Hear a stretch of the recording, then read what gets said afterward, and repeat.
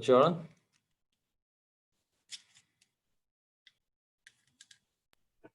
Hello. Hey, how are things? They're going.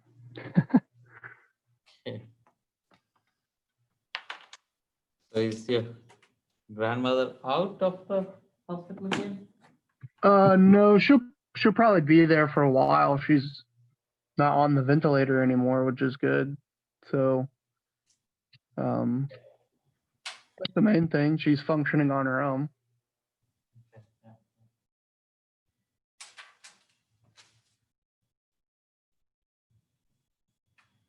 And how far is the hospital? Well, they're at a hospital in Kansas City because my wife is from a small town in the middle of Missouri. So, the closest hospital to her was either it's kind of a mix between St. Louis and Kansas City, and I guess they chose to send her to Kansas City. So she's at a hospital there, which is about 5 or 5.5 hours from here. Oh, wow, yeah. It didn't strike me that. I mean, whenever you said you're driving, I thought it was 1 hour drive or 1.5, 5 hours. Yeah, Kansas City. Wow, okay. Yeah, it's pretty far. Yeah, just that itself can be very, very demanding. Yeah.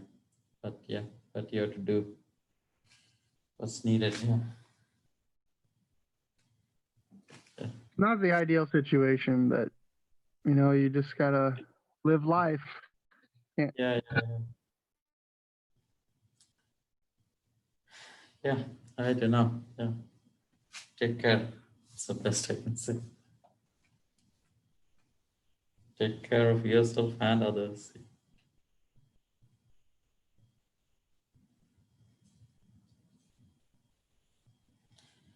Where are others?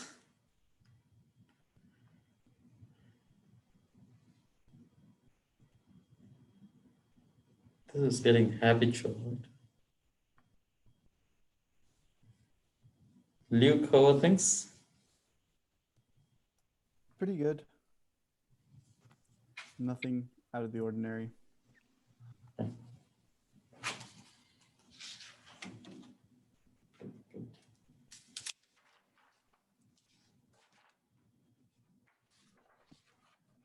Hello, Ian. Hello.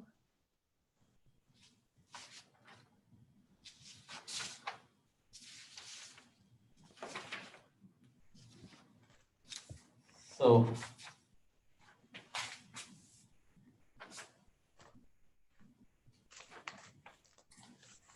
we have there's a homework due today, and it can be submitted until the end of today, at least on the on D2O. Even though the due date says that it is due right at the time of the class. How was the homework? Has anyone finished the homework yet? Yes, I did, but I'm not sure about my answer. Okay. But you feel it's okay? I mean, you're not very sure, but you come, or maybe I should ask you, do you feel comfortable about the topics? Yes, I did the first one. It's okay with me, but the second one, I'm not sure. I did. Yeah, questions or? Excuse me? Do you have any questions that I should address in the class, or maybe if you meet with me privately is sufficient? No, I don't have a question, but I did what we did same in class, but I'm not sure. It's similar what we did, but not the same. Okay.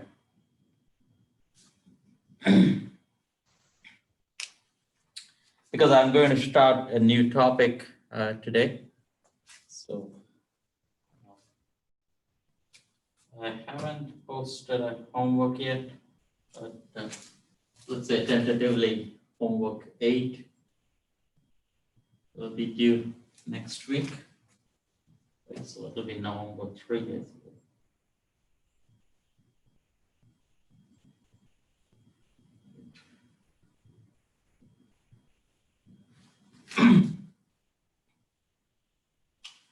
Oh, we have a midterm coming up.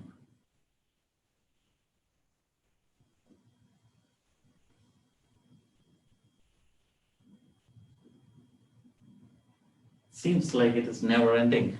Like even I have to make the midterm. Finish one midterm and the other one. Okay. Okay, I think others are not there. Okay, we want to talk about differential equations, partial differential equations mostly, but so broadly I'll call it inhomogeneous.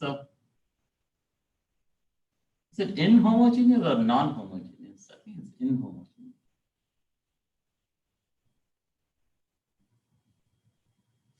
Is that correct? Differential equation. Did I spell it right?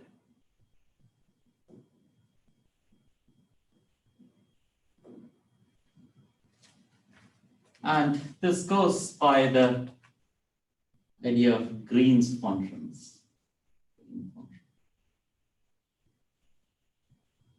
Called Green's function.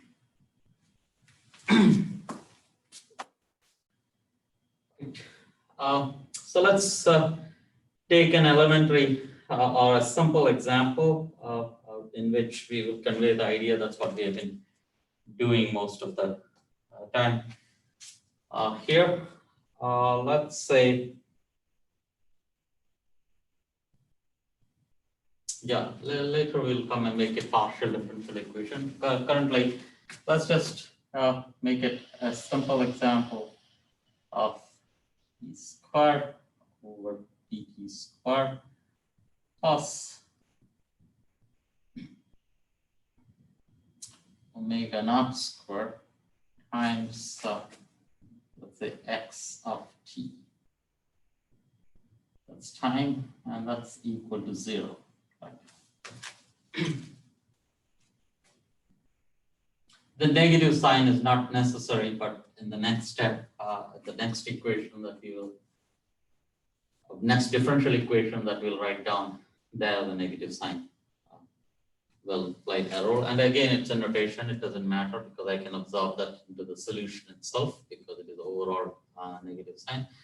And we can ask what is the solutions to this differential equation, right? And what are the solutions to this differential equation? Anyone? Like sine and cosine. Sine and cosine, correct? So x of t is equal to, and when you have usually second order differential equations, you need to have two arbitrary constants and typically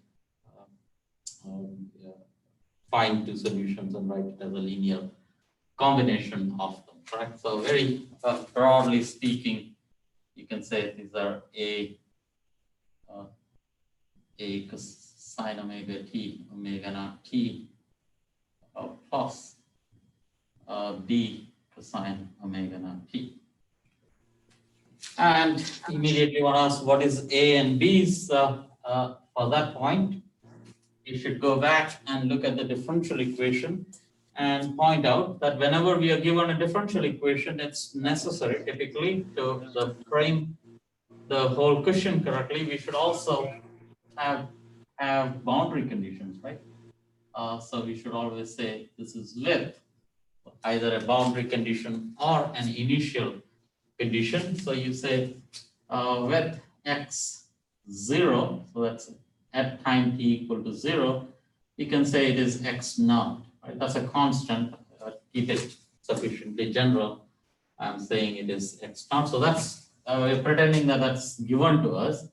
And the same thing with the derivative. So this is our velocity. So is equal to v naught. What is v of t here? means dx by dt. The derivative of this is also known. So remember, our goal is to find x as a function of time. The derivative of that will be an unknown function too. But suppose we are given the values of this function at time t equal to 0, then we are asking, can we get everything, or can we predict, or can we evolve x in that manner? And the solution is this, and the initial conditions satisfy that. But before that, one might have also said that this is also equal to, one could have also said, let's say this is a1, p1. Right? One could have also said this be a1, a2 times e raised to I omega naught t plus b2 times e raised to minus I omega naught t. That's also perfectly valid solutions, because exponentials also satisfy that differential equation. One might wonder, how do we know that these are the combinations? For example, excuse me. Okay, one could also ask, what if one constructs a solution of the kind, let's say a3 sine omega naught t plus b3 e raised to I omega naught t. Is that okay? Like, is that a reasonable thing to do, or is it not okay? And one would, it is okay, because one can, I mean, at least one way to argue this is that this is cosine omega naught t plus I sine omega naught t, and then I can put in the coefficient of this back here and rewrite it in the first form. Yeah, that's okay. But in general, if you have to, I mean, remember that all the time you may not have this much clarity, because these are simple, at least we have a lot of intuition for this particular differential equation. And one could ask, for example, let's say I find a solution as xt is equal to sine omega naught t. That's surely a solution. And one might wonder, x of t in the, when you're trying to explore the solutions, there is also a solution sine of minus omega naught t. A straightforward, trivial extension of that. But then one might wonder, are these two independent solutions or not? Right? Is this the same as that, or if I were to add a 2 omega naught there, is that an independent solution or not? So the point is, how do we know what are the two combinations that you want to add, and what is allowed and what is not allowed? So we want to talk about independent solutions and dependent solutions. So any two independent solutions are solutions. So what do we mean by independent solutions?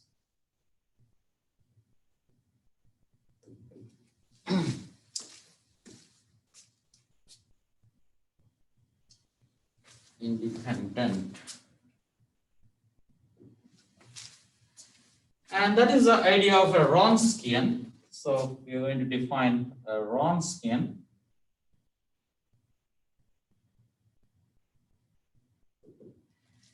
And that's defined as, if you have two solutions, Wronskian is a function of two solutions, x1 of t and x2 of t.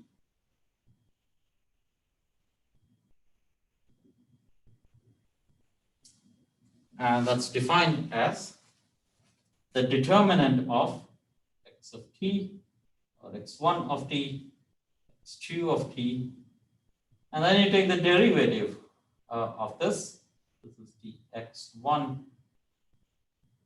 This is the velocity, if you want. That's dx2 dt, and you take the determinant of that.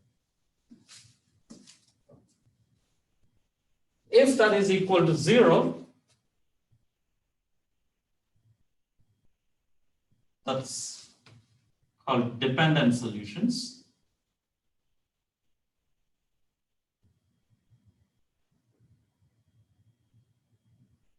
And if it is not equal to 0, it's not equal to 0, it's called independent solutions.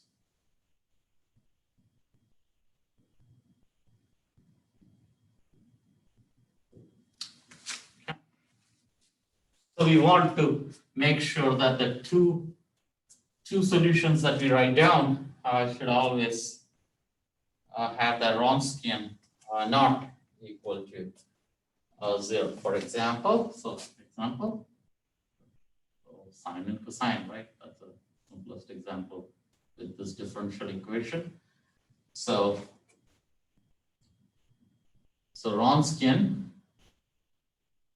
of sine omega naught t times cosine omega naught t is equal to sine omega naught t cosine omega naught t, and then differentiate this in the second row. When we differentiate a sine, we get a cosine. And when we differentiate a cosine, we get a sine with a negative sign. And we have to take the determinant. When we take a determinant, there is a sine square omega, and there is a minus cosine square omega. That's equal to 1. And we get that's minus omega naught, which is not equal to 0. So that means they are independent solution. Independent.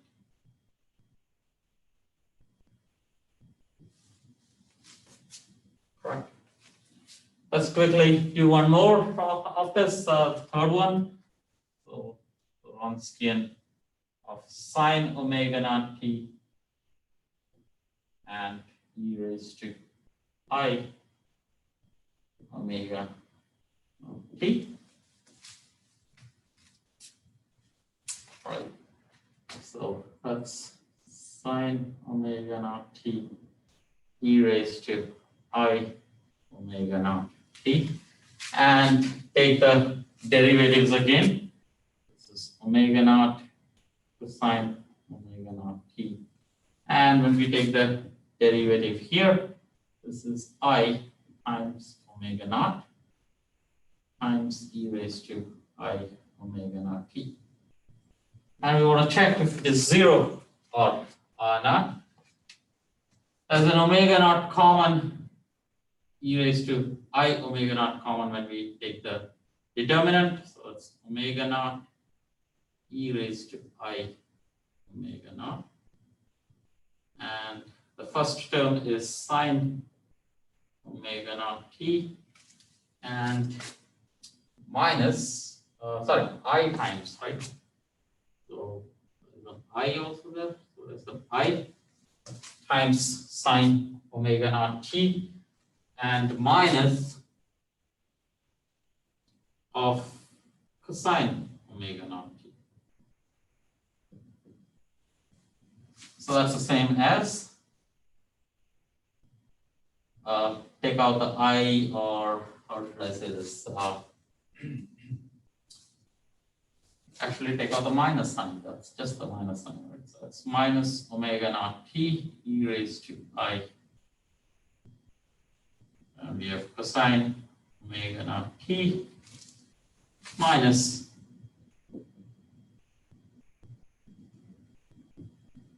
which is exactly minus omega naught. Again, not equal to 0. If it is not equal to 0, that means these are independent, right? These two solutions are independent.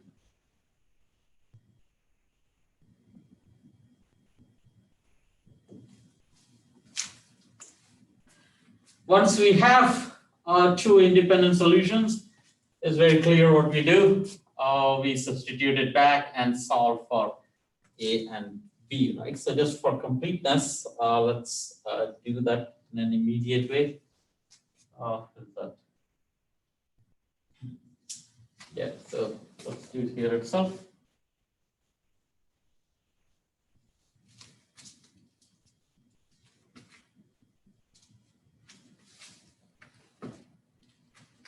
So you would say, and I don't know how to put 1 and 2 now, so there. Let's take this to be our structure of the solutions, and we know how this goes.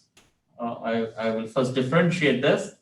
So v of t that's equal to dx by dt is equal to omega naught a cosine omega naught t minus omega naught b sine omega naught t.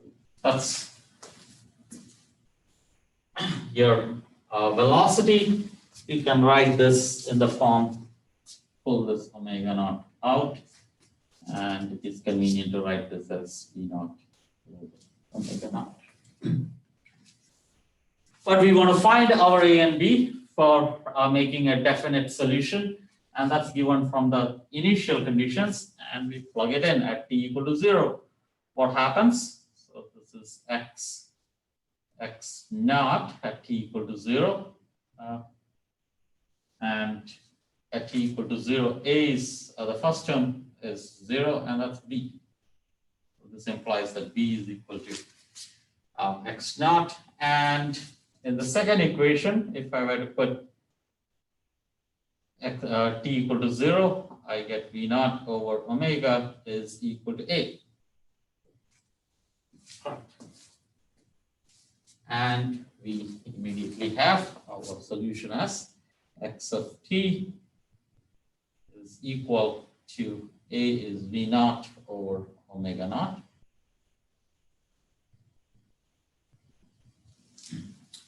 Sine omega naught t plus b is x naught times sine omega t. And that's your complete solution now. There's no arbitrariness there. Everything fixed. You at time t equal to 0. We can verify that at time t equal to 0, this is 0. That's 1. So it's x naught t, and the derivatives also will work some, right? And that's the simplest equation we can think of. Any questions at this stage? Right? This should all be straightforward. Now we want to ask, what if we change our differential equation? Like, what if we want to make this an inhomogeneous differential equation?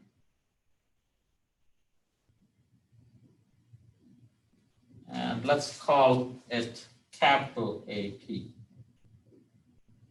A for, like, because this is sort of acceleration, right? So this is some source for the acceleration. This is in our language.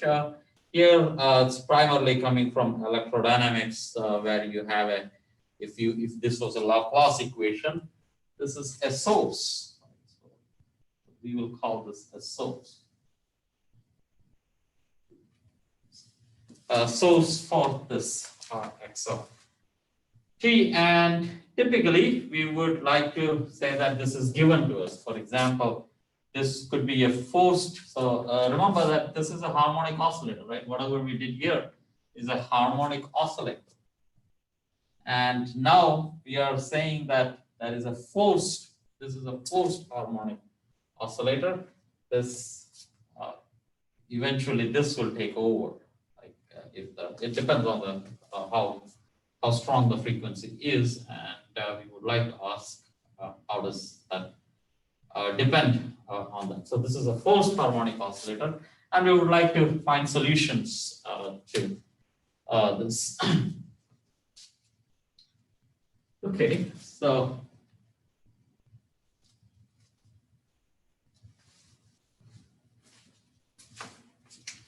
and typically for any arbitrary A, so it is not usually or once it is inhomogeneous, most of the time it is experience based and you try to guess the solution.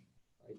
So by guess we mean it is coming from experience and you try to find one solution to this, but then it is not very clear how do you know that this has unique solutions on it. So let's say, let x1 of t be a solution. So that means to say that you tried and you found that x1t satisfies that equation. So we have minus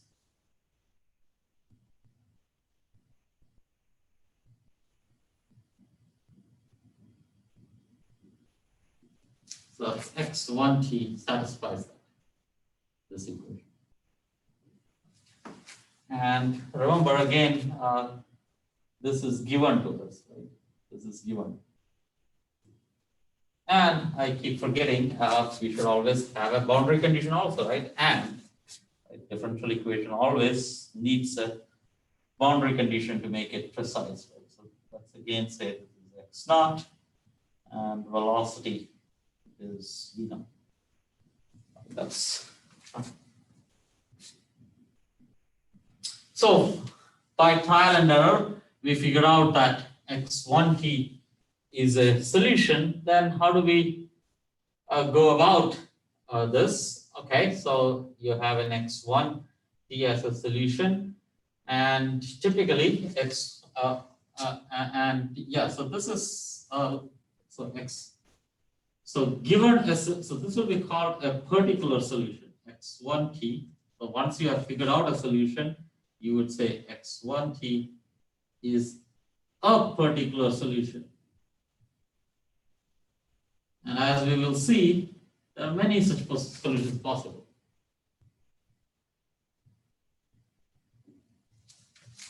For a given A of t, there will be many such solutions possible. But let's say we figure out that, oh, this is surely satisfying. And notice, by a solution, it has to not only give you the left-hand side, it has to reproduce the right-hand side. Only then it's a solution. And let me go back, and so this is x1t. Let's actually define this as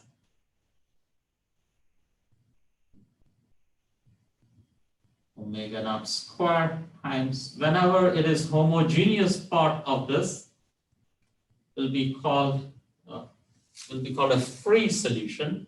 So that's a particular solution. This is a free solution.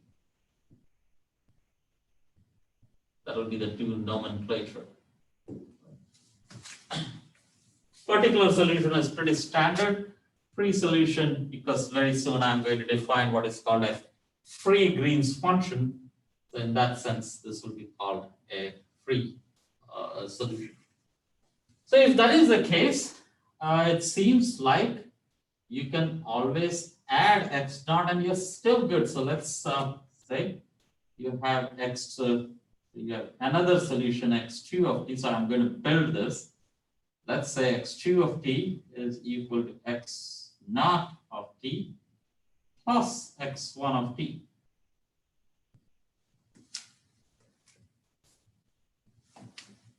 And we learn that if x naught and x1 satisfy these equations, it is clear that x2 would be equal to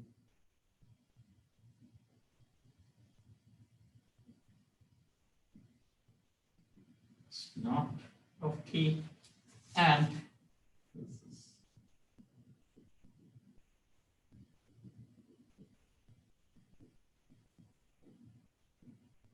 x1 of t.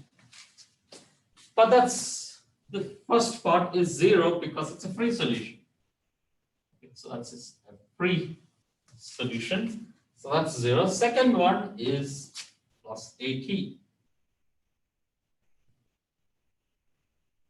So if x1 is a solution, I can add any arbitrary free solution. Remember, the free solution comes in whole combination, right? A sine omega naught t plus b sine omega naught t, and that has boundary conditions too. So how do we know what actually is the solution? So the key is that find any particular solution. It doesn't matter which particular solution is that. So if x1 is a particular solution, so or maybe I should write that here. Thus, x2 of t is also a particular solution.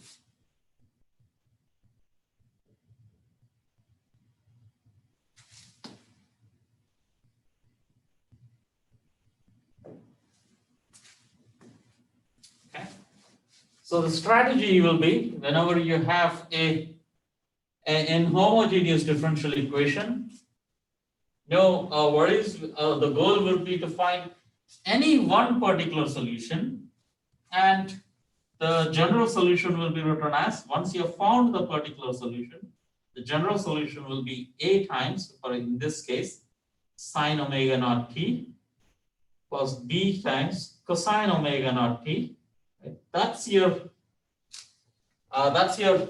free solution, and that's needed to fix the boundary conditions, right? A and B will fix the boundary conditions, and plus any arbitrary particular solution.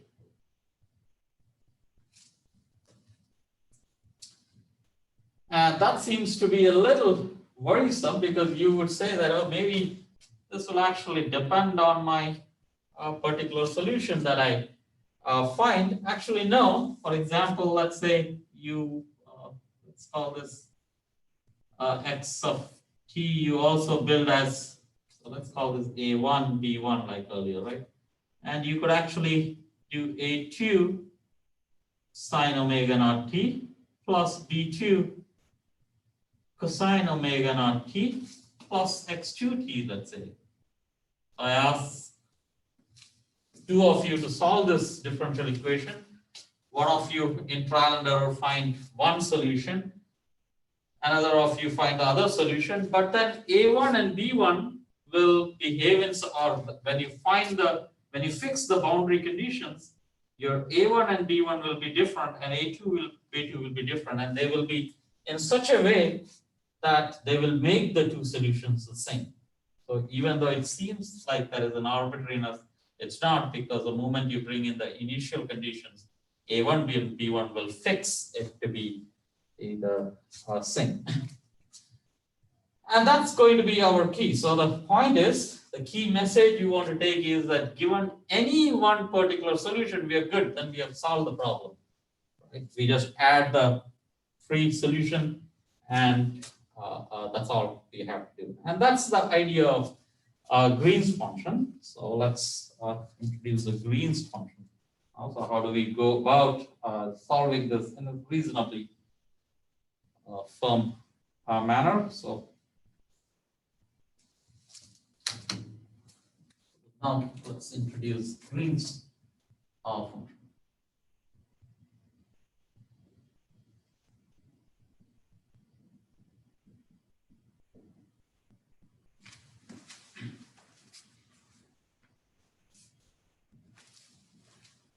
So let's have this to be our equation we want to solve.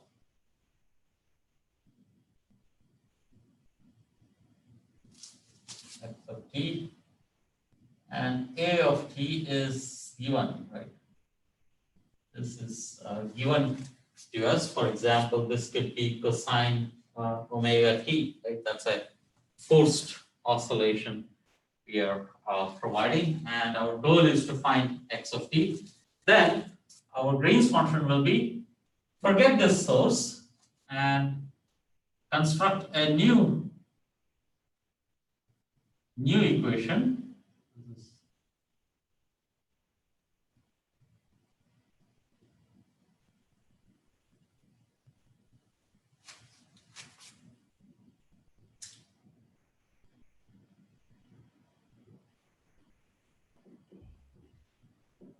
That's this time not A, instead you have a source just at one time t. Notice this is a function of time, and here we have a delta function which contributes only at one time. So we are saying that just at one instance there is a kick, it gets this whole solution gets a kick, and otherwise it doesn't have any contribution from the right hand side of the source. So the source is in fact a kick to this differential equation. And if we add a lot of them, then we know that we can actually get a complete solution. So this will be called a Green's function.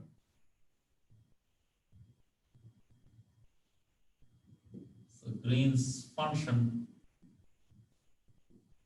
associated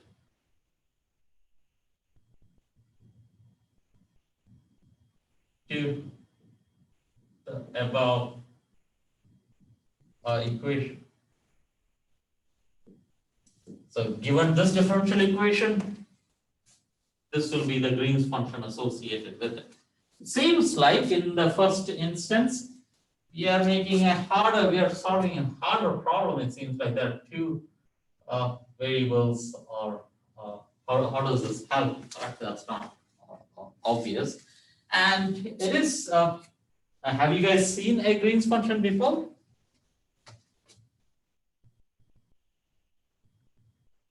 In any Just a context? little bit. Any physical insight? In Calc 3 vector calc, we did some green function stuff, but I don't remember a lot about it. Yeah, that's good, but the way I have written, does this remind us of anything? Maybe let me change the question a little.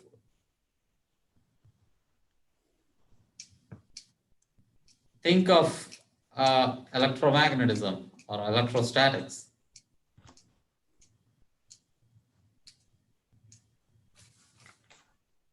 So notice, in electrostatics, what you would have done is, or what you would be interested in is, this is our equation, right?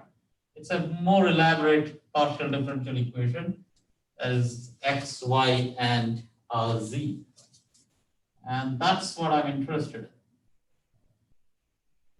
And the source on the right hand side is charge density.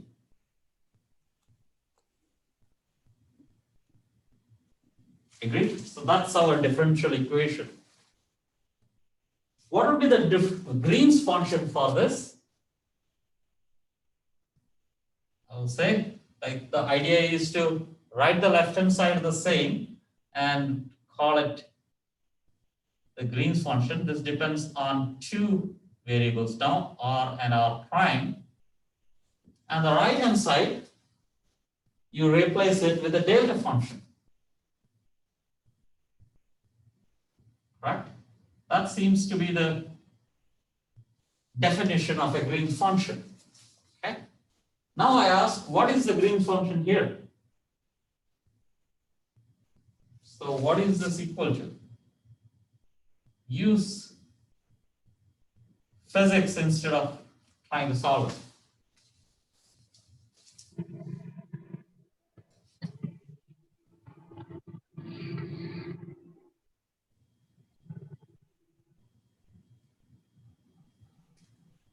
The potential from a point charge? Yes, exactly, right? Because this is a point charge of unit magnitude, right? That's one, right? So this is the solution. So I know the solution for this, right? It's, I don't want to put an epsilon naught and a q, so it is 1 over 4 pi times 1 over r minus r prime. right? And I took away the q because that's 1. This is if it was a point charge, this will be q over epsilon naught, right? So if I set q over epsilon naught 1, I get this. So that's the solution for a point charge. So Green's function is nothing but the solution for a point charge. And similarly, now you want to interpret this physically. What is this happening? Like this is a source at each, which contributes most probably at any time t. But then you say that I want to pick up one value of time, and then I will use superposition principle to sum it up. Right? That's what you do, correct? What is the solution now? If you have the Green's function, what is my complete electric potential? Use superposition principle. So this will be equal to 1 over 4 pi epsilon naught times keep adding all the contributions, right?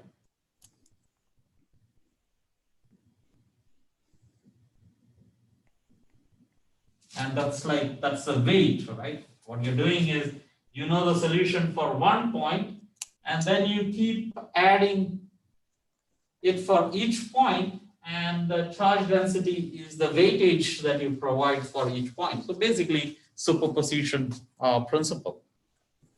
And that's the same idea you want to do here also. Right? You want to do exactly the same thing here, but let's typically here there are boundary conditions imposed here. So let's do this a little generally. So so let's see what are the conditions involved.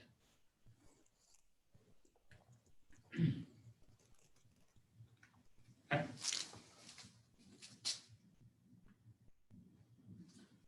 But before that, one can also see a symbolic way of doing this. Now let's say that, how did I say it? Yeah. So this is a operator. So L, let me say, is minus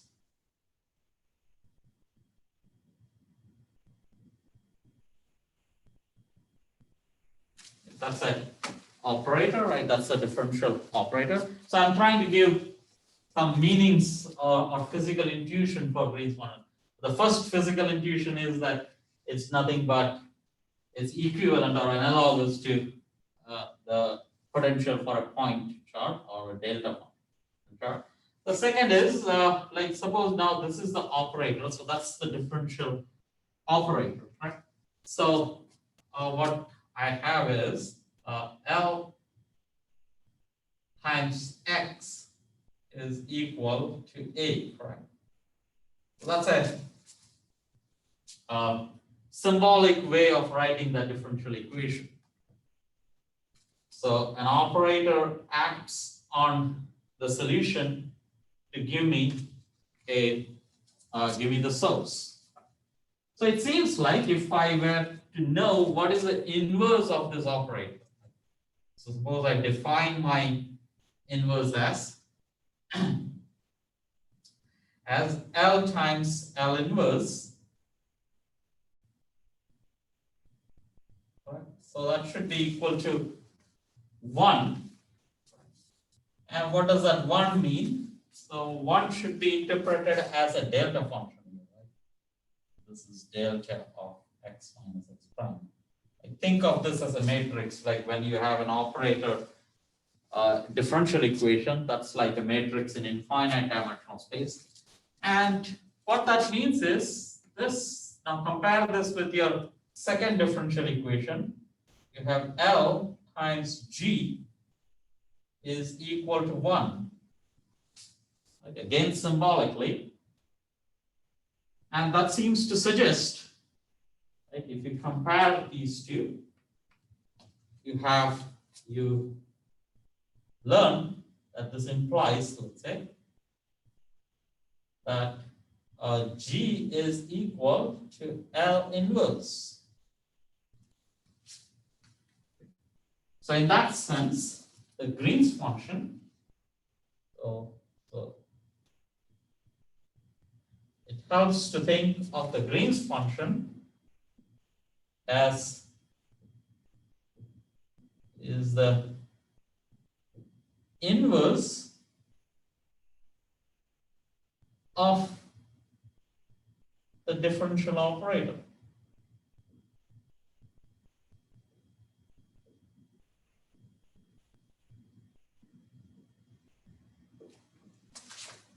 One needs to have some experience in getting a better intuition at it. One should know what this is acting on. So these are all function spaces. So when you say think of a differential operator, you should have a feel for what it is doing. In that sense, the Green function actually is the inverse of a differential operator. And this information alone, it actually helps a lot to interpret it in that sense. And then once you realize that, one can actually solve differential equations as if you're solving matrix equations. You can move around things using the inverse structure, and you can do a lot of stuff on that. Okay, so once you have this, how do you solve the equation?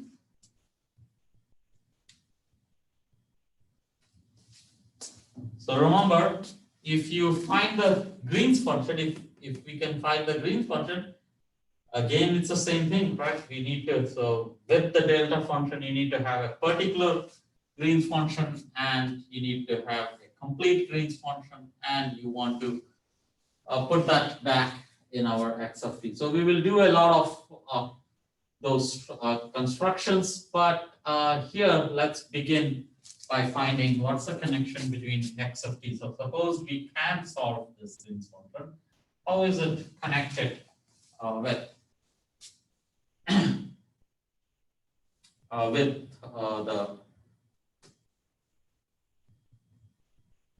the solution x of t, correct? So for that purpose, what we can do is let's say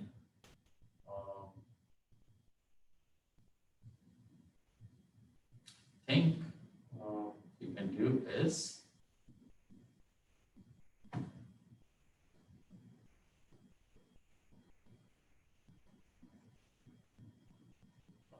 what's the easiest method?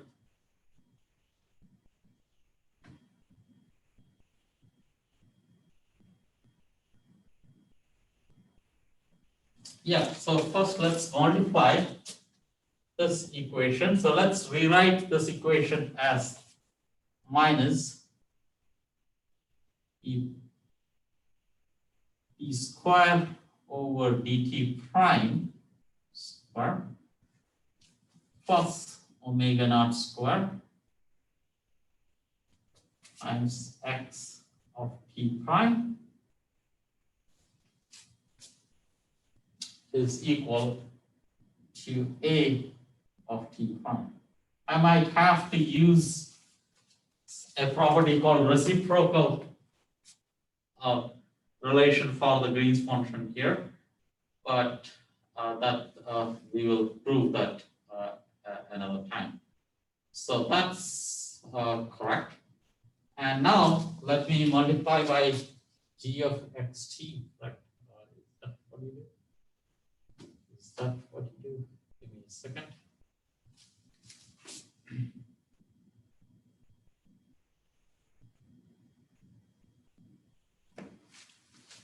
Yes.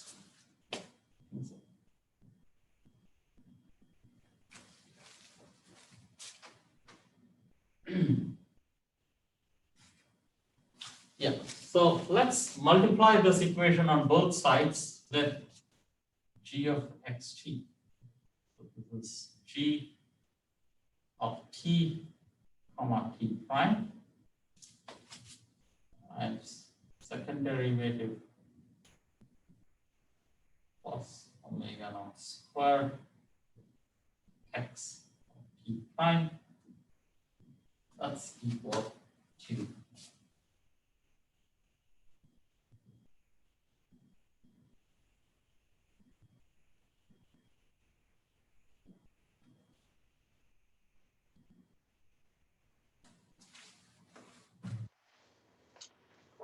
and let me integrate on dt prime.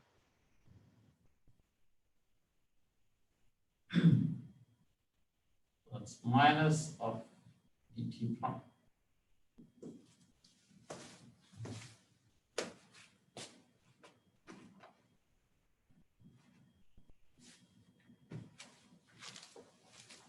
Okay, is that what I want to do? Yes, I think so. And the same thing I want to do here, x of t prime, t prime, and x of t prime. I think so. Okay. Let's do this, give it some limits. I think it is okay to do minus infinity to plus infinity. That's minus infinity to plus infinity.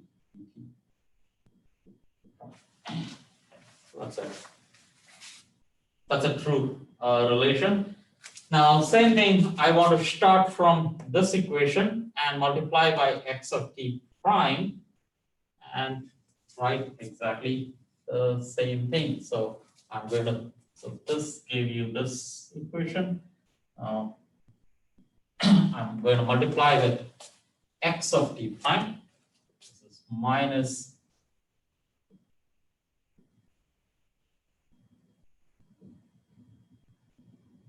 dt prime, integrating on t prime.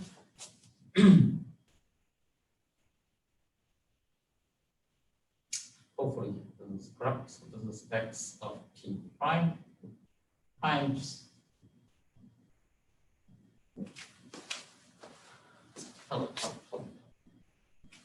no, you want to change this also to t prime, right? So the same thing I want to do there so that I can actually integrate by parts. Yeah, so same thing here also. So I want to change this to dt primes and then multiply it with x of t prime. Yeah. So, but I switch that. So this is dt prime square plus omega naught square. And when I switch that, this becomes g of t prime t. Right. That's where that reciprocal relation comes in. So that's equal to dt. This one doesn't matter because it's a delta function. T minus t prime times x of t prime. Okay, that's your two differential equations you get, and you subtract these two relations, and let me invoke what is called reciprocal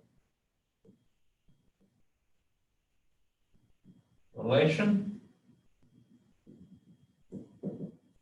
And this needs to be proved independently, and we will show that the Green's function always satisfies t prime, comma t. Right? It is like saying in electromagnetism, if you have an observer and a source, if you were to replace the source and the observer, the physics will remain the same. So, so this will come in later. So we are going to invoke that. If that is the case, that helps actually. And now we subtract these two relations. Notice that when I subtract this and these two are the same. As it sits, it doesn't seem like, because this is t prime and this is t prime, but using reciprocity, that cancels out. And what we have here is, on the right hand side, this is x of t. Right? So let me subtract the second equation from the third equation, and let me write the right hand side first. So this is x of t minus of t prime times g of t comma t prime a of t prime. That's my right hand side, and the left hand side, I have to subtract this from this. The omega naught square term cancels out if I use reciprocal relation, and the other quantity is minus dt prime, and what I have is, you write this in this form, so this is x of t prime, second derivative dt prime square of g t comma t prime. Let me just write it as g, because whether it is t or t prime doesn't matter. So let me write this whole thing as x times second derivative with respect to t prime square of g, that's this, minus of g times the second derivative square of x.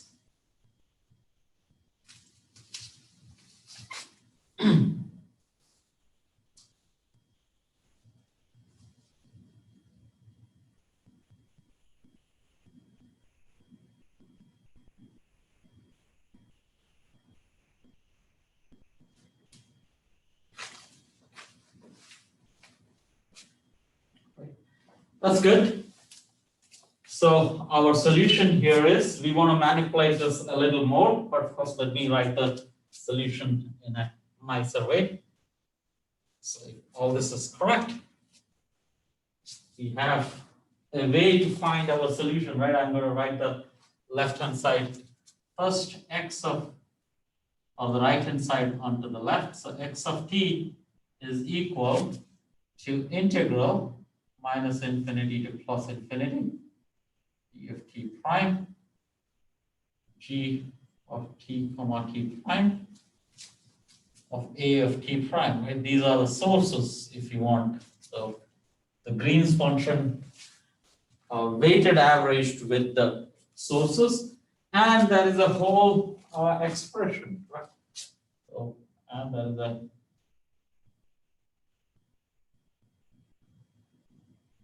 there are two terms coming in here.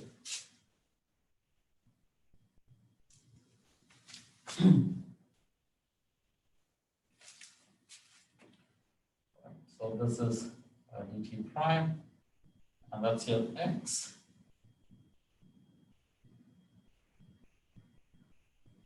minus of g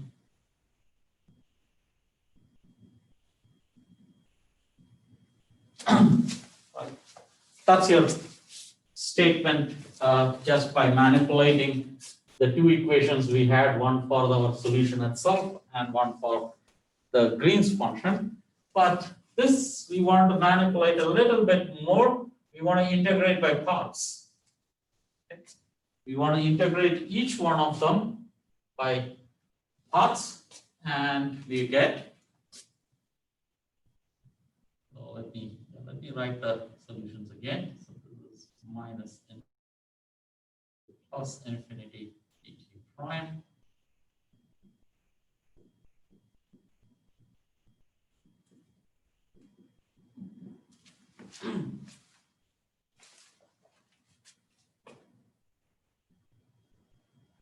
and this is minus of, like, this is now a total derivative, right? So this is minus infinity plus infinity dt prime, and I can write this as a total derivative, right? That's a surface term. Remember, integration by parts gives you a surface term, and I'll collect the surface term for both here and write the other pieces in here. So this one will be plus, right? You write that here, right? So plus.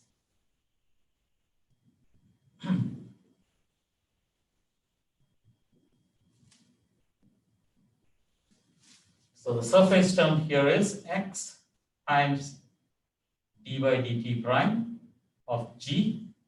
All of this are t prime dependence, right?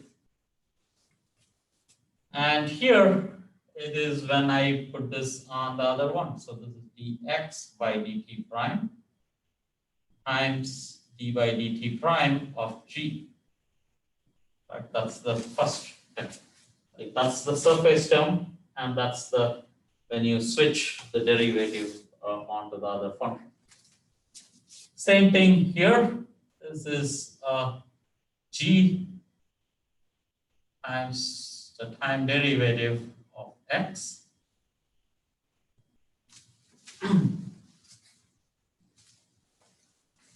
And here, let me write this better. So this is g.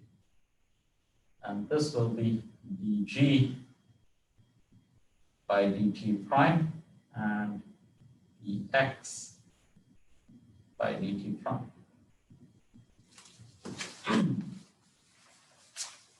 And you notice these two cancel exactly, right? This is sort of called Green's relation, and Green realized this for the first time. So this is equal to 0, right? So this bracket is equal to 0. Okay, that cancels out.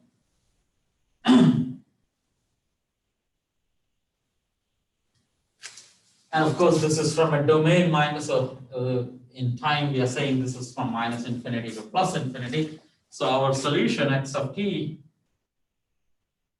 is equal to minus infinity to plus infinity dt prime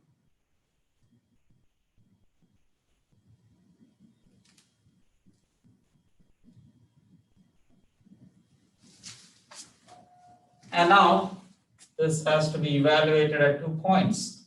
So this is a minus of this evaluated at t equal to plus infinity. So let me write this specifically. So this is x at t prime and derivative of g at t comma t prime.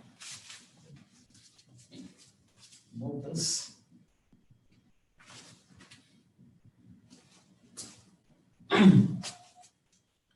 And let me close this bracket just to clarify.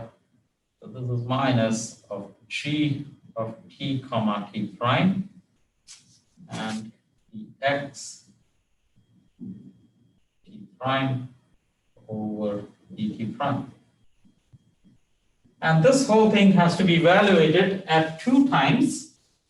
This is t prime is equal to plus infinity, and this is t prime is equal to minus infinity.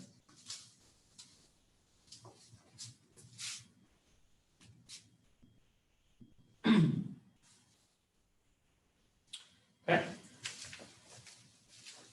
This whole thing, whatever this is a function of t alone. Right? Whatever this comes out to be, that's a function of t alone.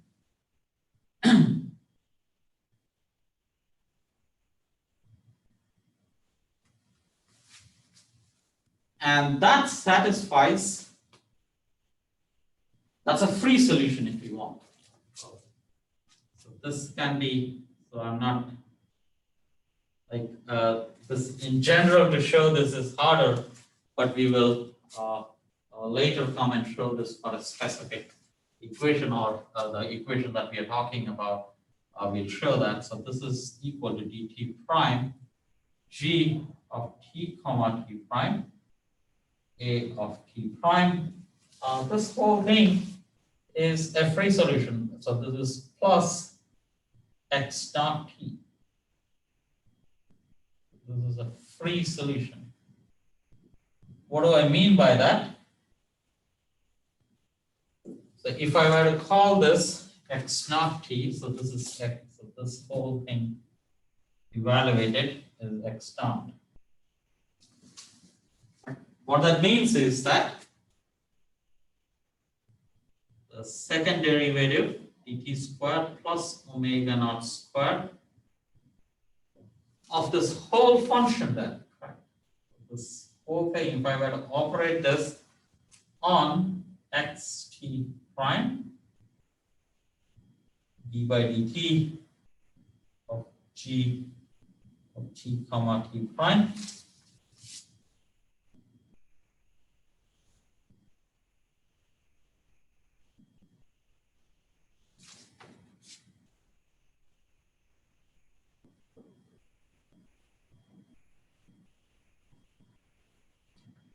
and then you evaluate this at t equal to plus infinity, t equal to minus infinity.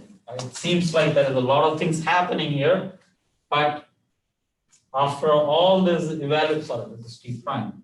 After you evaluate this t prime, this is a function of t, but that function of t satisfies the free differential equation without the source. And if that is the case, that means I don't care what that is, I will put in the boundary conditions here. So that means to say that I can write x of t as sum a times sine omega naught t plus b times cosine omega naught t, because I want to satisfy the boundary conditions, plus your minus infinity to plus infinity dt prime, the Green's function t comma t prime times a of t prime. So the key is that what you want to take home is that if you have the Green's function, there is a free solution still available, which is used to satisfy the boundary conditions, and this is your particular solution. This is a particular solution.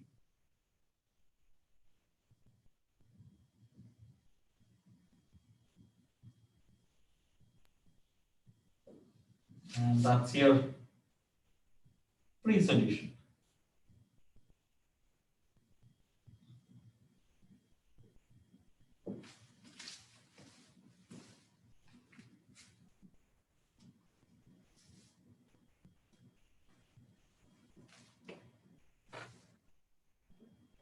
And we will actually explicitly, all these statements here, it's not very obvious how does this work, right? We will actually prove these things for this particular scenario. So this is just a summary in a sense. Now we'll go into this explicitly, especially by actually putting in an actual value for the source and get this more clarified. And, So relating yes. this back to E and M, I guess. So the Green's function only will satisfy terms dealing with point charges, or do they serve more of a purpose beyond that?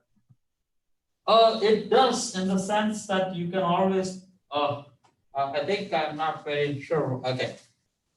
Green's function, yes, the answer is that it is for a point charge.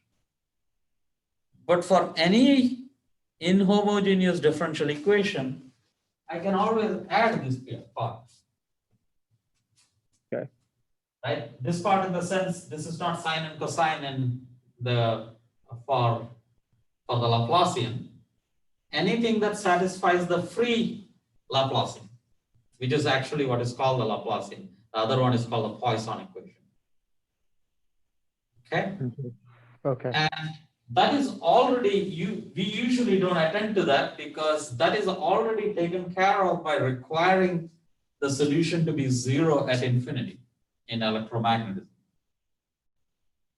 Like there will be very special scenarios, for example, especially when you have conductors around, then you introduce those boundary conditions, and then one can make it more challenging. But in the simple scenarios we have where there is only one point charge, there it is just this, plus this has been taken to zero by requiring that the solutions have to go to zero at infinity. Did I try to at least slightly point out? I think that made perfect sense what you said. That's helpful. That's kind of what I was looking for.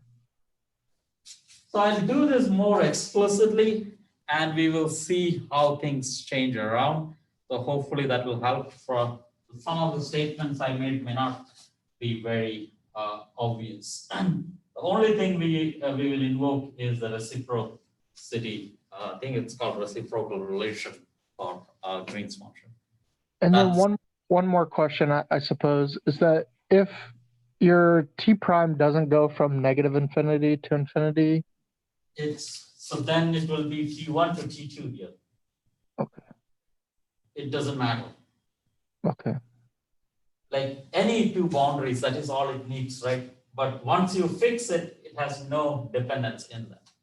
It becomes the free I just goes solution. into the minus infinity to plus, especially for time. Usually you start from 0. Okay.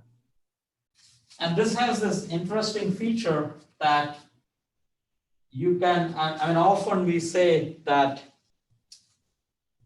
it is the, for a time dependent equation, it is the past that affects the present, correct?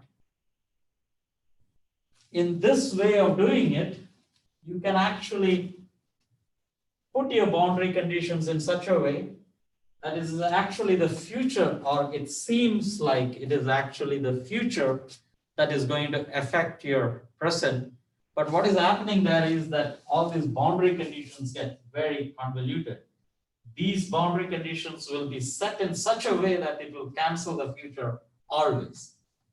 And we'll do this explicitly, or I would like to do this explicitly here. It is very easily doable from the equations that we already have. So let's slowly proceed. First, let's construct the Green's function. I haven't constructed the Green's function explicitly in this case. Once we have that, then we will be able to talk more clearly. And those are called the Feynman and Wheeler's boundary condition. You might have heard, in, at least in popular level, that in field theory, the positron is actually going backward in time. Correct. So that is basically the statement is that you put a boundary condition which is in the future, right? And there are two solutions in principle going in back in opposite directions. But it's just a mathematical construct. It doesn't mean that the future is going to affect the past or the present. That's not the statement there. But it seems like, yeah, we are talking about the future. We can put boundary conditions in the future. So we'll see what exactly that means and how to proceed. So let me stop here. Thank you.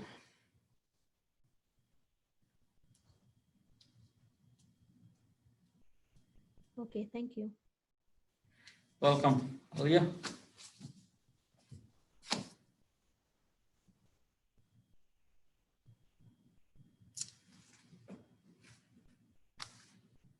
Okay.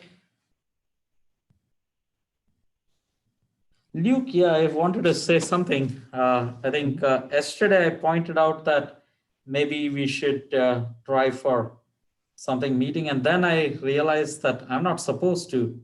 I think the social distancing requires that we shouldn't be doing that, even if it is only 3 or 4 people. I think it's best not done. That's, I think, the best thing. Instead, what one could do is something on Zoom, right? I think that one can try that. So that's what I was thinking. Yeah. We'll see. I'll think about it. And I talked it to my wife, and she was immediately saying, "Oh no, you don't do that." Right. Yeah. Okay. Okay, Jordan, take care, and good luck with whatever goes on your side. Thank you. I'm just spending most of my free time right now just watching and catching up on the YouTube lectures, and then because I think I missed 2 courses in this and 1.5 courses in E&M, so I lost service. So 1.5. What did you mean? Courses? Not courses, lectures. Lectures, yeah. Sure. Yes. Yeah. I was able to make it about halfway through yesterday's lecture, but Sure. Yeah, are you back in at your home, or are you still? Yeah. yes, I'm back at home, and my wife is not here. She has the laptop, so I'm Sure. using my phone. Oh, you're using a phone. I see. Okay. Yeah. I hope the data and all works out. Okay. It'll Do work. what is needed. Yeah. It's nice to just be home. So Yeah. I can understand. Yeah. So yeah, as you said, strange times. Yeah. So manage it it is. and We didn't see it coming. It's just she lives in a assisted living home, and nobody's been allowed to go there. So I guess just from the nurses or doctors coming in and out, like her home, her assisted living home got it, and now like all of the elderly people have it in that home. so you go all the way to Kansas City and you cannot meet your uh, The grandma. first week we went to my wife's hometown because there was no you couldn't meet with her or anything. But then when they put her on a ventilator, we all went, I guess, to the Kansas City area hospital. But you still can't see her in the hospital, but I guess they just wanted to be close to her, and in case something did happen, or Yeah, I know. But when they took her off the ventilator, everybody kind of went back to their Got it. homes and such. So she's expected to make it, and so that's good. But hopefully there's no, she's 86, so I'm sure her organs and things aren't the best, but hopefully there's no real significant damage done. There's actually a teacher at my wife's high school that got it. She's like a younger lady, probably 28 or 30, and she's like a health fanatic, and I guess they're saying it can affect your heart. So she contracted it as a healthy person, young person. She was in the hospital with only 15% of her heart currently pumping, which I think the minimum your heart can function and live like a daily life is like 55%. You got to be on like oxygen and all that sort of stuff. But they put her on some new machine, some new type of where they basically pump your blood all through a machine, and it works as your heart. And she's expected to make a full recovery now. So pretty crazy though. Yeah. Wow. A lot of things happening at your end. I think Missouri was a little behind in getting cases. And now in this area in Missouri, I think it's getting pretty bad. So hopefully everybody stays healthy in my family. My parents are mid 60s now. Okay. They're a little higher risk, I suppose. Yeah. They're very conservative minded people, so they kind of don't really worry about it too much. But I see. my mom worries about it a little more than my dad. My dad's like, it's a hoax. I'm like, I don't know. Yeah, understandable. Yeah. Hopefully, it all stays fine. Yeah. Yep. I wonder how they're going to handle next semester. Yeah, there are some decisions. I don't know whether you guys are aware of this. Maybe I mentioned, first of all, this semester is starting 1 week late if you're not familiar about it. It's starting on January 19th instead of January, I think it was supposed to be January 12th, right? And another thing is there is no spring break. So they're going to kind of handle it in a similar manner to the fall, it looks like. Yeah. Everything, it will be pretty much like, for example, this room occupancy is going to stay the same. It's all going, I mean, we were asked whether we want to teach hybrid or face-to-face or online, and exactly like earlier. And this again, I chose hybrid in exactly as what is going on here. So there will be a restriction of 6 people in this room, and rest everything has to be done online, whatever is necessary. If I require it to be face to face, then they will provide me classrooms. But I thought this was going fine. That's what I did in the last semester also. Like, this gives the choice. What I like about this is that I'm not deciding. It's my call that, okay, I will come here and teach, but I'm not asking anyone to come or not come. I'm not promoting anything. So Yeah. so I feel that's I feel very comfortable with that. And that's going to be the same next semester also. The university requires us to take that decision as to, do you want the students to come? We have to tell them before. And then that's the decision of the students whether they register or not. So I teach one big course which is having more than 50 students. In that, I make it purely online, in the sense that I don't ask them to come to the class at all. So even the exams are done online. In fact, I make it take-home exams. I was worried that the take-home exams will come out very off from whatever I have done before. But I was surprised, actually.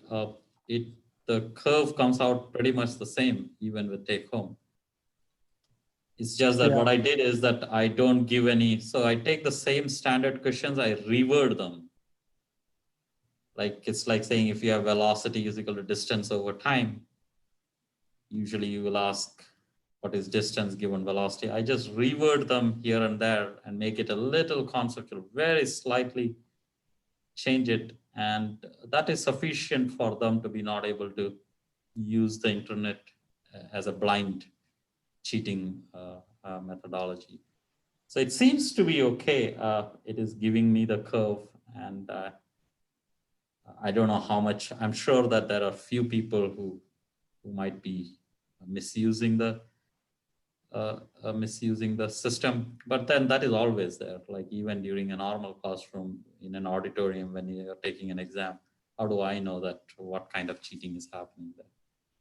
So I feel like during an exam, if you're not prepared, even if it's online. So, for instance, when we do the, I'm sitting at the computer and I'm reading the test on the computer itself. The time it would take to look up a problem and try to formulate some answer based on online, I feel like there's no way you could finish an exam in that time. Yeah, probably that's what it is. I do time it though. Yeah, that's one thing I am imposing, which probably is not the best, is that I make the exam start at 12:30, let us say, and end at 2, correct? And that I feel I'm doing something. There might be people who don't have proper internet connections, or there might be too many people at that particular time.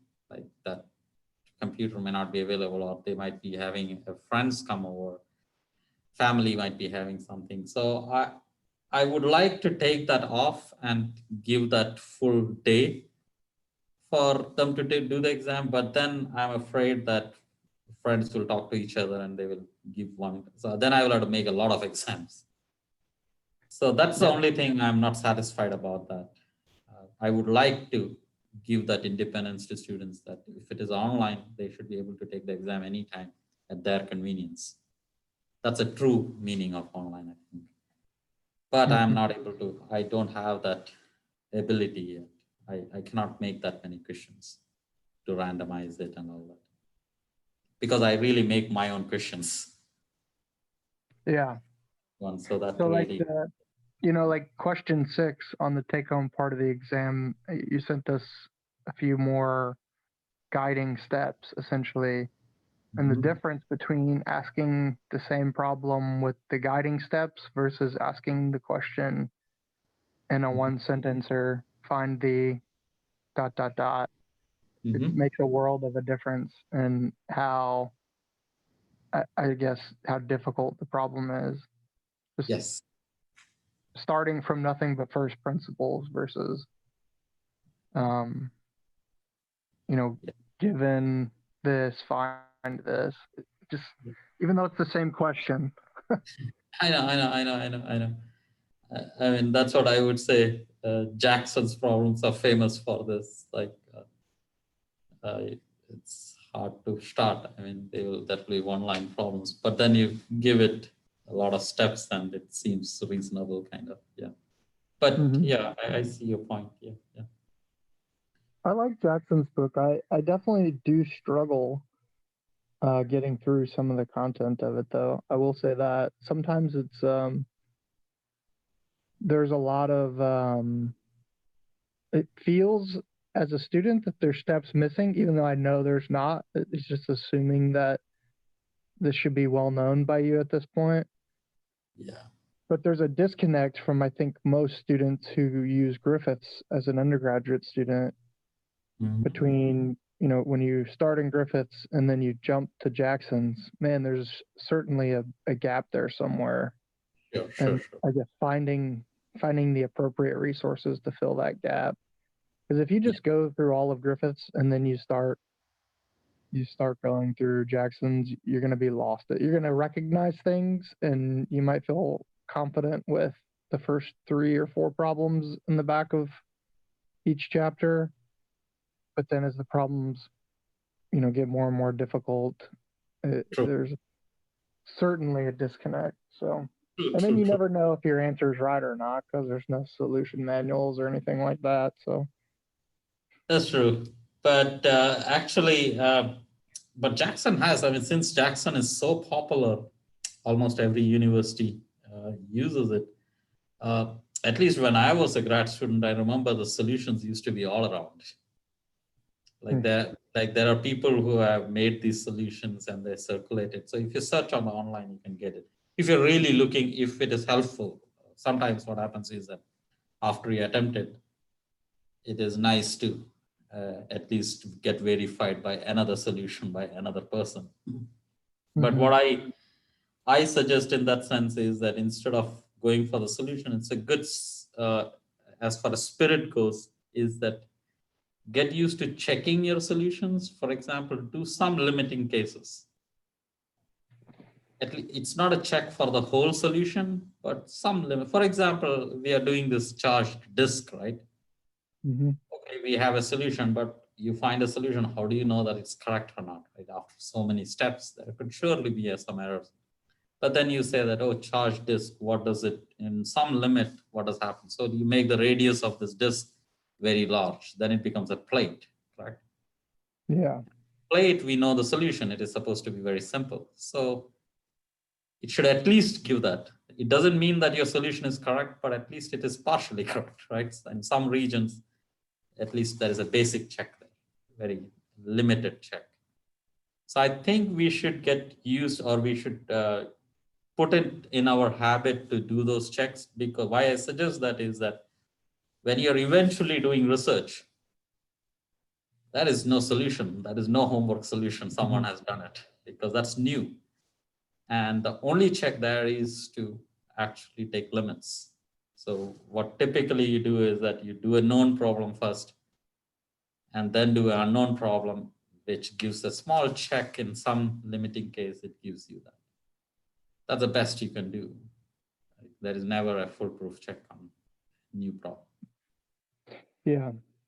So that's it. Yeah, I And think then that's sometimes things go to zero like you want them to, and then, you true. know, it's like, Yeah, yeah. is it really zero though? And then you change the bounds of the True, dang true. thing and it doesn't go to zero anymore, and then change the bounds again and it goes back to zero, and you're like, oh, okay, what's going on here? So, okay. Good. I think the biggest thing I'm missing out on this semester is just, you know, when everybody's at the university. I found a lot of benefit in my courses last semester just being on campus with people who've either had the course before or just rubbing shoulders with someone in the hallway that you're in the class with who maybe has either already solved the problem or has, even if they haven't solved it, they ask a question that you hadn't thought about that helps you solve it. So just Really. whereas now it's a little bit more difficult because the only way to meet is through Zoom, which is fine. But Yeah. if I'm not on the campus, usually when I'm at home, I have other things that I have to do as well. So it's hard for me to meet on Zoom whenever some of the other people in the class meet. So Understandable. the thing I'm missing out on is just rubbing shoulders with those people on campus and asking a quick question that they may have just great input for. So, anyways, Okay. keep driving on. Yeah, yeah, yeah. Take care. Okay. Bye-bye. Bye bye.